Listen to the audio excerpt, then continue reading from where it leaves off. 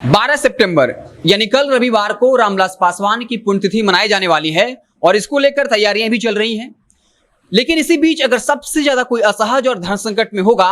तो वो है हमारे बिहार के मुखिया नीतीश कुमार। आपको पता होगा चिराग पासवान देश के तमाम शीर्ष नेताओं को जो अलग अलग दल से उन्हें आमंत्रित कर रहे हैं, लेकिन नीतीश कुमार के बारे में जब पूछा गया तो चिराग पासवान ने साफ तौर पर कहा था कि उन्होंने नीतीश कुमार से वक्त मांगा था लेकिन वक्त नहीं मिला और अभी तक ऐसी कोई जानकारी नहीं है जिसमें यह स्पष्ट हो पाया हो कि नीतीश कुमार ने चिराग पासवान को वक्त दे दिया है। अब सवाल यह है कि अगर कल जब रामविलास पासवान की पुण्यतिथि मनाई जाएगी नीतीश कुमार नहीं आएंगे तब उन्हें सियासी तौर पर घेरा जाएगा और कहा जाएगा कि नीतीश कुमार कितने स्वार्थी हैं और राजनीतिक द्वेष के चलते वे रामविलास पासवान की पुण्यतिथि में नहीं आए हैं। उधर उनके चहेते इस वक्त केंद्रीय मंत्री पशुपति कुमार पारस ने भी नीतीश कुमार को धर्म संकट में डाल दिया है। उन्होंने 3 मांगे रखी थी। पहली मांग ये था कि बिहार कैबिनेट से ये प्रस्ताव पास किया जाए कि रामविलास पासवान को भारत रत्न मिले और इसके लिए बाकायदा प्रधानमंत्री मोदी को पत्र लिखा जाए। दूसरी मांग ये थी कि पटना में लोजपा का कार्यालय जो है उसे राष्ट्रीय स्मारक के तौर पर घोषित किया जाए, क्योंकि रामविलास पासवान का संबंध उस कार्यालय से 31 सालों का रहा है और जब भी रामविलास पासवान वहां आते थे तब वहां ठहरते थे। और अगली मांग पशुपति कुमार पारस ने ये रखी थी कि हाजीपुर, जिसका रामविलास पासवान से संबंध 1977 से है, वहां पर कोई उनकी प्रतिमा स्थापित की जाए किसी भी सरकारी कार्यालय में या सरकारी भवन में। और अब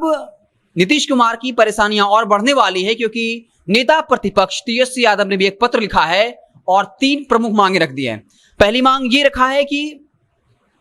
रामविलास पासवान और राजद के कद्दावर नेता रहे डॉक्टर रघुवंश प्रसाद की आत्मकद प्रतिमा स्थापित की जाए। साथ ही साथ इन दोनों के पुण्यतिथि या फिर जयंती को राजकीय समारोह के तौर पर घोषित किया जाए। और अगली मांग ये रखी कि रघुवंश प्रसाद सिंह ने जो अपनी अंतिम इच्छाएं पत्र लिखकर नीतीश कुमार को प्रकट की थी वो तमाम इच्छाएं पूरी की जाए। आपको याद होगा 13 सितंबर 2020 को राजद के कद्दावर नेता रहे रघुवंश प्रसाद सिंह इस दुनिया में नहीं रहे और ठीक 3 दिन पहले यानी 10 सितंबर को नीतीश कुमार को पत्र लिखा था और अपनी कुछ इच्छाएं जारी की थी। और अब तेजस्वी यादव ये कह रहे हैं कि डॉक्टर रघुवंश प्रसाद जो समाजवाद के प्रखर नेता रहे, दबे कुचलों की आवाज रहे और बाकायदा नीतीश कुमार को पत्र लिखकर अपनी अंतिम इच्छाएं पूरी करने की बात कही थी, अब नीतीश कुमार को वो इच्छाएं पूरी करनी चाहिए। बहुत ही संक्षिप्त में आपको बता देते हैं एक बार फिर से कि रघुवंश प्रसाद सिंह ने क्या क्या इच्छाएं प्रकट की थी। उन्होंने साफ तौर पर कहा था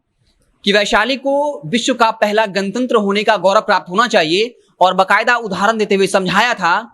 कि जब बिहार का बंटवारा नहीं हुआ था उस वक्त 15 अगस्त को पटना में मुख्यमंत्री झंडा फहराते थे, लेकिन 26 जनवरी को रांची में जाकर मुख्यमंत्री झंडा फहराते थे। और उसके बाद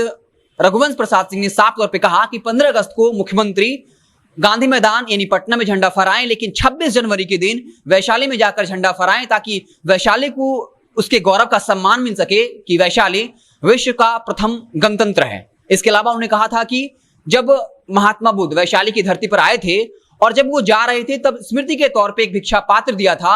और वो भिक्षा पात्र इस वक्त अफगानिस्तान में है और नीतीश कुमार से गुजारिश की थी कि उस भिक्षा पात्र को वैशाली लाया जाए। इसके अलावा एक और मांग रखी थी कि वैशाली के तालाबों को जल जीवन हरियाली से जोड़ा जाए और इसके साथ ही साथ ये साफ तौर पर कह दिया था कि मनरेगा जो रोजगार गारंटी योजना है जिसके पूरे संगठन के पीछे या जिसके पीछे खुद रघुवंश प्रसाद सिंह का दिमाग था और कहा था कि बिहार में काफी ऐसे मजदूर हैं जिनको काम नहीं मिलता है, इसलिए कृषि के क्षेत्र में इन मजदूरों को काम मिले और इसके लिए किसान आधा पैसा दें जिसके लिए वो मजदूर मजदूरी कर रहा है, साथ साथ आधा पैसा जो है वो सरकार दे। इसके अलावा एक और मांग रखी थी कि राष्ट्रकवि दिनकर ने जो भी वैशाली से संबंधित कविताएं लिखी हैं उन तमाम कविताओं को अलग अलग जगहों पर बड़े बड़े अक्षरों में लिखा जाए। इस तरीके से रघुवंश प्रसाद सिंह ने अपने अंतिम दिनों में पत्र लिखकर नीतीश कुमार को अपनी कुछ इच्छाएं पूरी करने की बात कही थी। और अब नेता प्रतिपक्ष तेजस्वी यादव ने पत्र लिखकर नीतीश कुमार को कहा है कि वो ये तमाम मांगे पूरी करें। तो इस तरीके से अब नीतीश कुमार धर्म संकट में फंसते हुए नजर आ रहे हैं और कल 12 सितंबर है और अगर नीतीश कुमार कल नहीं आते हैं तब सियासी तौर पर घेरे जाएंगे। और एक तरफ उनके चहेते पशुपति कुमार पारस ने भी 3 मांग रख दी है और उसके बाद अब नेता प्रतिपक्ष तेजस्वी यादव ने पत्र लिखकर जो है ये बातें कही है कि नीतीश कुमार को उन मांगों को पूरा करना चाहिए, क्योंकि दोनों चाहे वो रामविलास पासवान हो या फिर डॉक्टर रघुवंश प्रसाद, दोनों समाजवाद के प्रखर नेता रहे, दबे कुचलों की आवाज उठाते रहे। तो नीतीश कुमार के लिए परेशानी बढ़नी तय है, लेकिन देखना दिलचस्प होगा कि नीतीश कुमार इन तमाम मांगों के बीच सामंजस्य कैसे बिठा पाते हैं, क्या कुछ स्टेप लेते हैं, क्या सारे मांगे मान ली जाएंगी या कुछ मांगों को माना जाएगा और उसके बाद जो लोग मांग कर रहे हैं वो फिर किस तरीके से रिएक्ट करेंगे, जैसे ही कोई नया अपडेट आएगा हम आपको इसे इत्तला करते रहेंगे। आप देखते रहें जनता जंक्शन। बहुत बहुत धन्यवाद।